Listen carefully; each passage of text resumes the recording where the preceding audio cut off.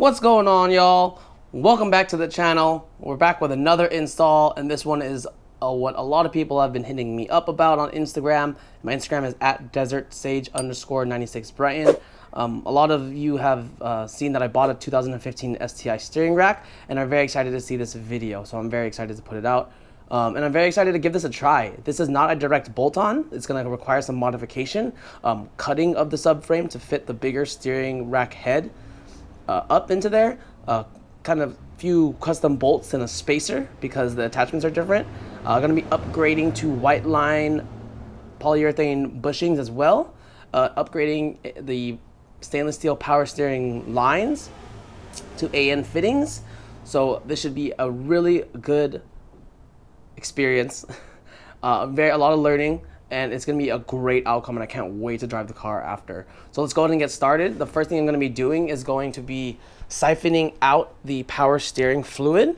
So I have my pump, my siphon pump here. I'm going to pump that all out, and we're going to do that first. So let's go ahead and get started.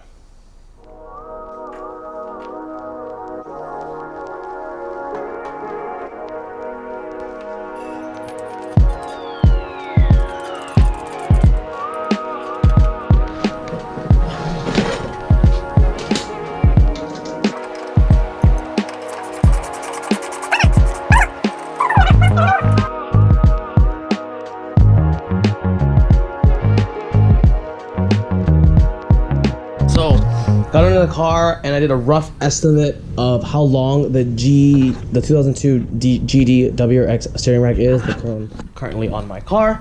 So that is 56.5 inches approximately. Again, this is approximate. I'm gonna take a more accurate measurement when I take off the steering rack completely and measure it from outer tie rod to outer tie rod, right? So, but that was a pretty good estimate, 56.5 inches. And after measuring the STI steering rack, the 2015 STI steering rack, it was a 60.5. So it's a 4-inch difference, which is quite a bit. All right. So what I'm thinking, I have on the car, I have white line outer tie rods already with the roll center kit, which I'm going to reuse. So the good thing about this kit is that it has the flat spaces. Almost like 1.5 inches to 2 inches all the way down, so we could still use that for adjustments down the road. I was trying so hard not to cut those, but it's looked like I'm going to have to. So it's actually a really good thing that I'm changing the steering rack and changing the lines, because this steering rack has a really bad leak, and you can see it from these lines right here. So that will be replaced.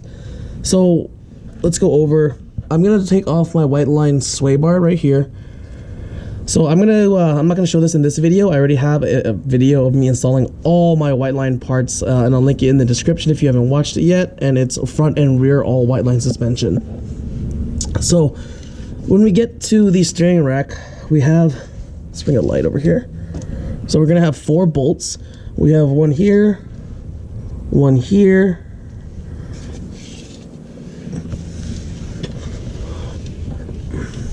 then one here, and then one here. This is the driver's side, and the other one I showed was passenger side.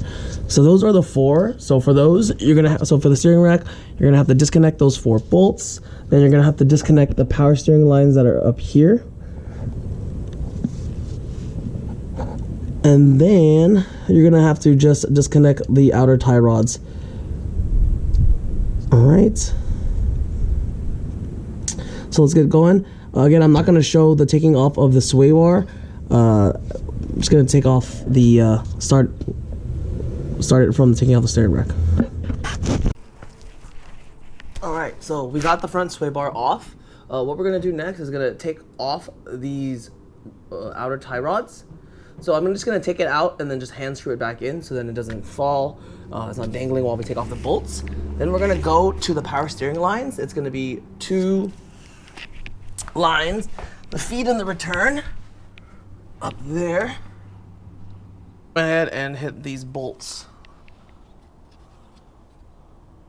And I've been soaking these for the past 30 hours in penetrating fluid. So work out and don't snap on me in the subframe, or else I'm gonna cry. All right.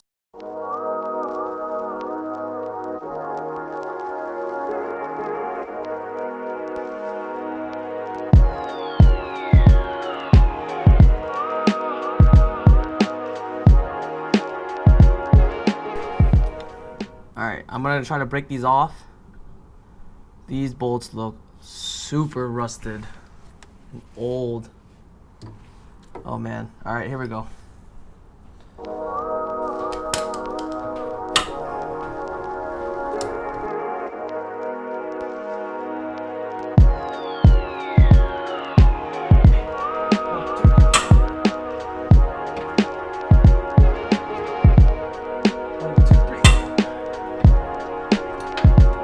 All right, so kind of an update where we're at right now. We took off the outer tie rods. Those are removed. We broke the four bolts holding the steering rack into the subframe. We're gonna have to take off the steering linkage. That's easy, that's just one bolt. And then the next thing is gonna be you can see that. The steering lines right there. But as you can see, the axle is in the way pretty good. So what I'm gonna do now is I'm gonna remove the axle so I have access to those lines. So let's go ahead and do that.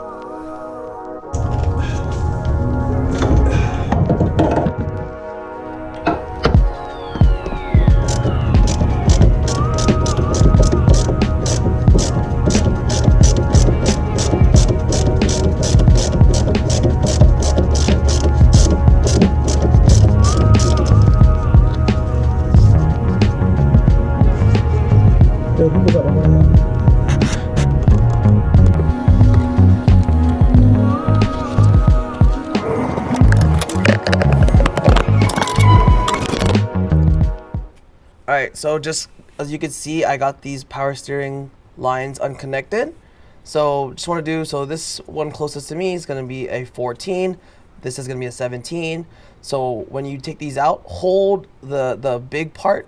You got to just hold that still with a 17 mil, and then just go lefty-loosey as normal with this and it'll come down. And then this, and the one in the rear is going to be the nut is a 17, and then the holding bracket is going to be a 19.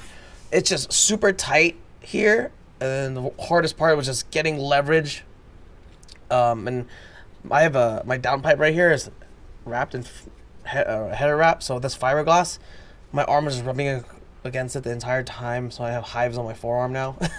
Other than that, it was not that bad. I did soak it for about 48 hours in penetrating fluid, so I think it made it pretty easy to take out. And I don't think they're not torqued very much, but it's not about the torque. I was scared about they're going to be rusted. So those are all out. So now we have to recap again. It's just going to be really fast. Removing this, it's going to be the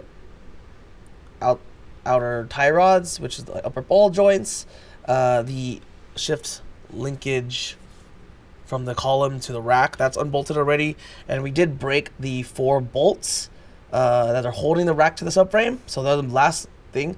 Just gonna take those out slowly, and we should have the rack out. All right.